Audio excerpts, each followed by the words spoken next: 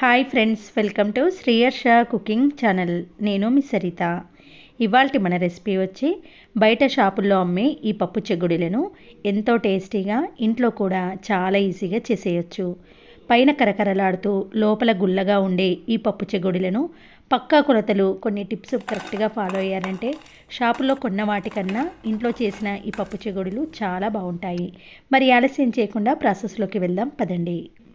పప్పు చెగుడుల కోసం ఒక 2 గంటల ముందే అరకప్పు శనగపప్పును ఒక బౌల్లోకి వేసి 2 సార్లు శుభ్రంగా కడిగిన తర్వాత బౌల్ నిండా వాటర్ పోసి ఇలా పప్పును నానబెట్టుకోవాలి.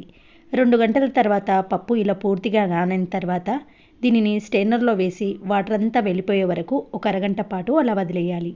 తర్వాత స్టవ్ ఆన్ చేసి ఒక ప్యాన్లోకి 2 కప్పుల నిండా వాటర్ని తీసుకోండి. ఇదే కప్పుతోటి మనము పిండి తీసుకుంటాం కాబట్టి కొలత ప్రకారమే తీసుకోవాలి. ఇలా 2 కప్పుల నీళ్లు పోసిన తర్వాత దీంట్లోకి ఒక అర టీ స్పూన్ మాత్రమే సాల్ట్ వేసుకోండి. తర్వాత 1 టీ స్పూన్ వరకు కారం పొడి వేసుకోవాలి. తర్వాత 1 టీ స్పూన్ వరకు ఆయిల్ కూడా వేసుకోండి. వాటర్ ఇలా మరిగేటప్పుడు చిటికడంతా రెడ్ ఫుడ్ కలర్ వేస్తున్నాను. ఇది పూర్తిగా ఆప్షనల్ అండి. బయట మార్కెట్లో కొన్న దాంట్లో వేస్తారు కాబట్టి మాత్రమే వేస్తున్నాను. ఇది పూర్తిగా ఆప్షనల్. మీకు నచ్చితే వేసుకోండి, లేదంటే స్కిప్ చేయండి. వాటర్ ఇలా చక్కగా మరిగేటప్పుడు మంటని సిమ్లో పెట్టుకొని 1 కప్పు నిండా బియ్యం పిండి తీసుకోవాలి. ఇదే కప్పుతోటి మరొక కప్పు మైదా పిండి తీసుకోవాలి. 2 కప్పుల నీళ్లు తీసుకుంటున్నాం కాబట్టి 2 కప్పుల పిండిలు తీసుకుంటున్నాము. 1 కప్పు బియ్యం పిండి, 1 కప్పు మైదా పిండి. 2 ఈక్వల్ క్వాంటిటీలో తీసుకుంటేనే బయట మార్కెట్ స్టైల్లో వస్తాయి. వాటర్లో పూర్తిగా పిండి కలిసేలా కలిపేసి ఇప్పుడు స్టవ్ ఆఫ్ చేసి మూత పెట్టి పూర్తిగా చల్లారే వరకు పక్కన పెట్టేయండి.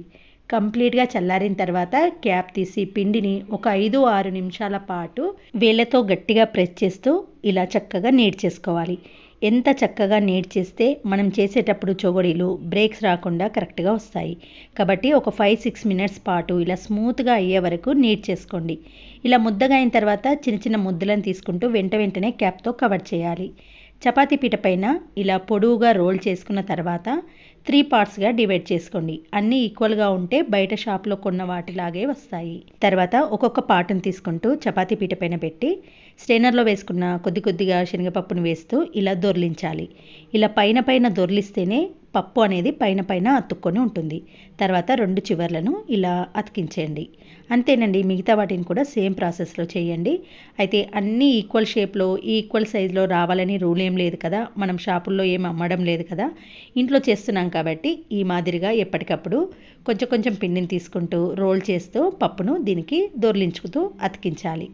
ఇలా పైనే రోల్ చేస్తేనే జస్ట్ పప్పు అతుక్కుంటుందండి. మీరు గట్టిగా దొర్లించారంటే, గట్టిగా ప్రెస్ చేశారంటే పప్పు లోపలికి వైపుకు వెళ్ళి ఈ పూర్తిగా రోల్ అనేది బ్రేక్ అయ్యే ఛాన్స్ ఉంది. కాబట్టి పైన దొర్లించి 2 చివర్లు అతికించేయాలి.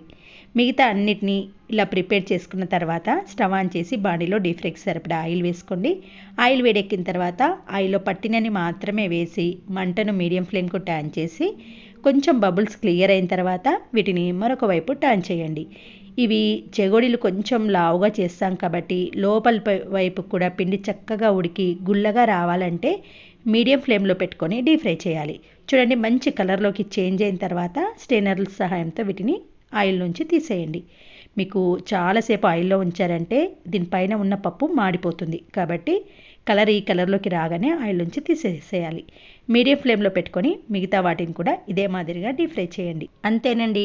బయట షాపుల్లో కొనే ఈ పప్పు చెగోడీలను ఎంతో ఈజీగా, ఎంతో కరకరలాడే, లోపల గుల్లగా ఉండే ఈ పప్పు చెగోడీలను నేను చెప్పిన కొలతలు టిప్స్తో కరెక్ట్గా ఫాలో అయ్యి చేశారంటే 100% పర్ఫెక్ట్గా వచ్చి తీరుతాయి. ఓకే ఫ్రెండ్స్, మరి నేను చూపించిన ఫెస్టివల్ స్పెషల్ పప్పు చెగోడీలు మీ అందరికీ నచ్చితే వీడియో చూసిన వెంటనే ఒక లైక్ చేసి మీ ఫ్రెండ్స్తో రిలేటివ్స్తో షేర్ చేయండి. నా వీడియో ఫస్ట్ టైం చూస్తే ప్లీజ్ సబ్స్క్రైబ్ మై ఛానల్. మరొక మంచి వీడియోతో మళ్ళీ కలుద్దాం. Thanks for watching.